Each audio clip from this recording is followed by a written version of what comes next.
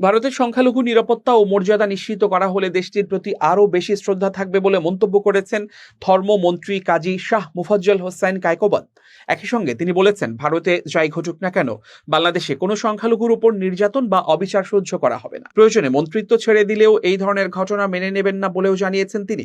সোমবার সচিবালয়ে গণমাধ্যম কেন্দ্রে বাংলাদেশ সেক্রেটারিয়েট রিপোর্টার্স ফোরাম আয়োজিত সংলাপের প্রধান অতিথির বক্তব্যে তিনি এসব কথা বলেন। এক প্রশ্নের জবাবে মন্ত্রী বলেন, ভারত বিশাল দেশ, উনাদের আমি শ্রদ্ধা করি এজন্য যেহেতু উনাদের দেশে গণতন্ত্রটাকে উনারা খুব ভালো লালন করেন, এজন্য আমি শ্রদ্ধা করি। তবে মনের থেকেও আরো বেশি শ্রদ্ধা করব উনারা যদি ওই দেশের সংখ্যালঘুদের উনাদের আপন করে নেয়, নিরাপত্তা দেয় এবং উনাদের জনগণের একটা অংশ হিসেবে মনে করে সমস্ত ব্যবস্থা নেয়। তবে আমি একটা কথা বলি, বাংলাদেশ ভারতে কি ঘটেছে এটা বড় জিনিস নয়। বাংলাদেশ ভারতে ঘটেছে বলে বাংলাদেশে ঘটবে এমনটা হতে দেয়া হবে না। প্রয়োজন বোধে মন্ত্রিত্ব ছেড়ে দেব, কিন্তু এখানে কোনো সংখ্যালঘুর উপরে কোনো অন্য ধর্মাবলম্বীদের উপর অত্যাচার, নির্যাতন, জুলুম নির্যাতন সহ্য করব না ইনশাআল্লাহ।